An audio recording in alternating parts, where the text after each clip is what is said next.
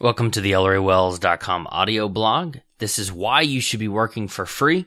If you'd like to leave a comment, go to ElleryWells.com/work, the number 4, and the word free, work for free. As he sat in his small apartment and watched the two men on the grainy television, an idea began to form in his mind. If a relative no-name fighter could earn his way into the ring to face one of the most well-known boxers in the world, his mind raced with possibilities. Could he do it? Could he make it work? Does he have what it takes? Before writing Rocky, Sylvester Stallone was beyond broke. Though he had $106 in the bank, he hadn't paid rent, his wife was pregnant, and everyone in the apartment, including the dog, was underfed.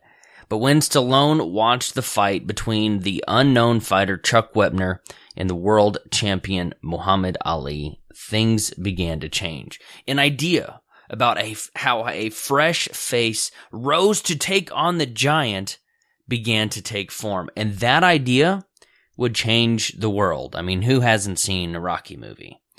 Before success comes work, and lots of it. Before money comes unpaid bills, repossessed cars, student loans, late nights, blue box macaroni and cheese, which I love, by the way, and sometimes empty bank accounts. Before you get paid to do what you love, you've got to work for free. And to set that example, by the way, I am offering my latest book, Exit Strategy, for free. The whole book, not just a few chapters. Just go to ElleryWells.com/free.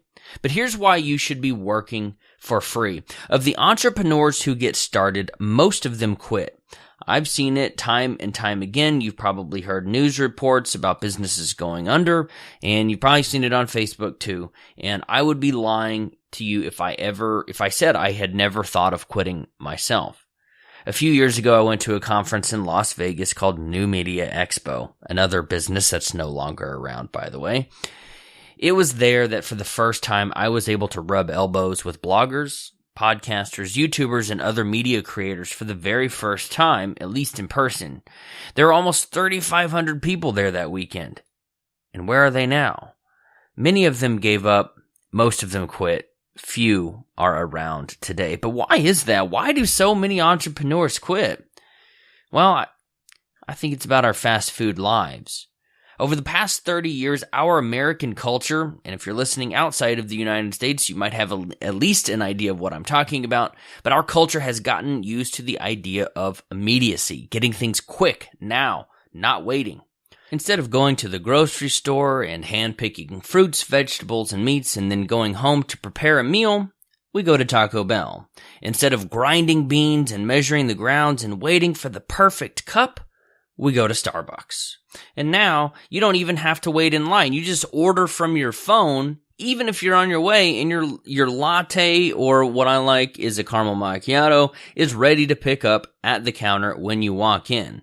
Or if you're like my friend Paul, you just tell the Amazon Alexa in your kitchen to place the order for you, and then you go and pick it up. Nobody waits anymore. We want quick wins. We want to get what we want almost before we even make the decision that we want it. And companies like Amazon are getting really good at telling us what we want before we even know it ourselves. But building a business isn't like picking up your fast food. Building a business is not instant.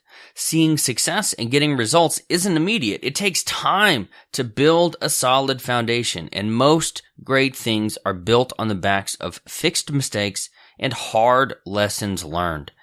But too many people think they can get it, whatever it is, right the first time. They think they can get it right the first time. They're afraid of making mistakes and doing things wrong.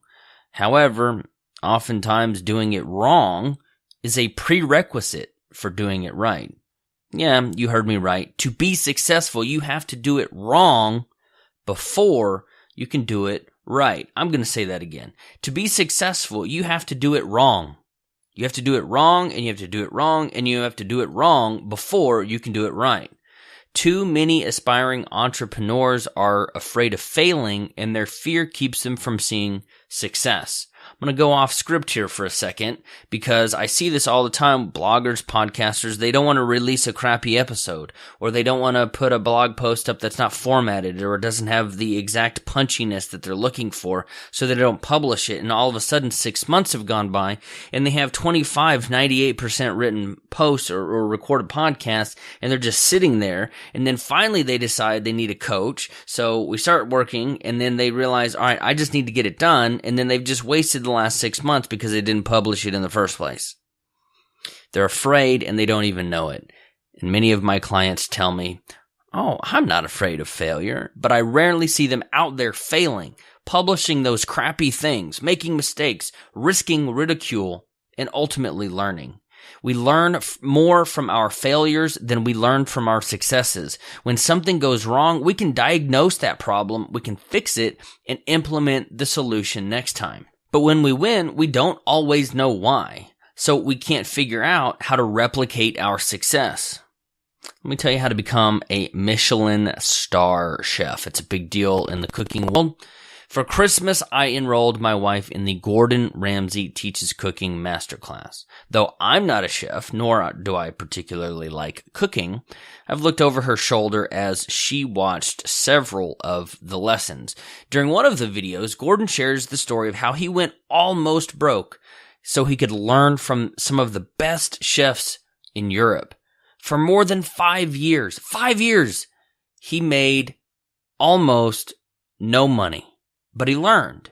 And as he learned, he grew his social network, he built a reputation, and he positioned himself to become the multi-starred 3 or 4 star Michelin star chef he would one day become. To put another way, Ramsay postponed profits today so he could develop the skills he would need tomorrow. He was willing to start from the bottom and build a solid foundation. Let me tell you how you can become Pablo Picasso. You might be the Pablo Picasso of what you do, but if no one has ever seen you paint, you will sell nothing. Let me share a clip with you from one of my mastermind calls just a couple of weeks ago. Would you hire the greatest painter in the world if you've never seen anything that he's painted before? What we're all doing is we're not selling PlayStations off of a store. We don't have a brand that we can leverage. We can't say, oh, we're selling Sony or Microsoft products or something like that. We have to show people, because I've had this conversation with people, and I came up with what I think might be a good analogy. It's like you might be Pablo Picasso of what you do, but if nobody can see it, would you hire the greatest painter in the world if you've never seen anything that he's painted before? And the answer is no. But so many people are afraid to paint the first thing because they want to make money from it, or they don't have the time, or fill in the blank. But they want to sell a painting, but nobody's ever seen their work. And I don't know how many blog posts before I made $1. It was probably close to 80 or 90. So we're talking tens of thousands of words. And we've got to show people in abundance how good we are, because each one of you is really good. Tactically, it's an SEO friendly headline. It's tags in the video. It's a description or a link, or how you embed it on your website or something like that. But it's doing things that make us known to other people. You just got to go and do the work. And that's what I told a group of my paying clients last week. I work with a lot of entrepreneurs who are hesitant about working for free. They've got bills to pay, they've got kids to feed, they have things they want to buy. I get it. They want to make money. Money doesn't buy happiness, but it buys everything else. And as Cole Hatter, the founder of Thrive, would say, if you don't think money can buy happiness, you're just shopping at the wrong store. You can do a lot of amazing things with money, but that's a side note for another day. But building a business from scratch is incredibly hard, and it takes a significant amount of time and effort to make it happen. If you want to see the graph that I'm talking about, go to elleryWells.com/work, the number 4, and free. But over time, imagine going from left to right, you have a line that slightly dips the further you go, and that's the time that you've invested. And then towards the end, you get that hockey stick that sees that success. Back that up again when you're just starting to see results. By the way, that's the point where you are considered an overnight success. It's funny. And then the horizontal line would be the amount of money in your pocket. So you might start with 0 or a little, and then it kind of goes down over time, and then it goes up. And that seems to be the course of most businesses. Before the Beatles made it big, they played in seedy, crappy bars all over England and Europe. Before Sylvester Stallone became a household name, he almost went bankrupt writing screenplay after screenplay. Before J.K. Rowling became the first writer to make $1 billion, she was living on government assistance. But I don't want to work for free. Can you make a lot of money without working for free? I think so, but there's a catch. Since there's always risk in business, you could simply shift the risk. You could move the risk from working for free to investing in a college degree that might not land you your dream job anyway. You could shift the risk from betting on yourself to betting on an employer's preference for keeping you around. There are very few sure things in life, and entrepreneurship is not one of them. Neither is holding a corporate job, but again, a topic for another day. Yes, you might work for free, but you might not have to pay $200,000 off of student loans, but you might also build the wrong thing. You might paint the wrong picture. You might write the wrong manuscript, but at every step of the way you are learning and improving. To achieve great, you've got to risk great. Some of the most successful companies in the world were started on a dream and a wish. Companies like Apple, Google, Amazon, Harley-Davidson, and Disney were built by entrepreneurs working out of their garages.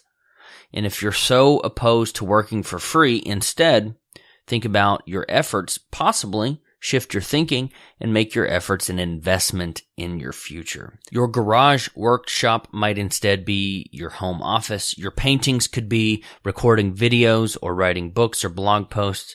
And your screenplays could instead be learning how to sew or cook. But working for free is a 100% proven way to build a business. And speaking of free, as I mentioned before, you can get my latest book, Exit Strategy, on Amazon if you would like, or completely for free, just to cover the cost for me to ship it to you. And you can get that by going to ElleryWells.com/free.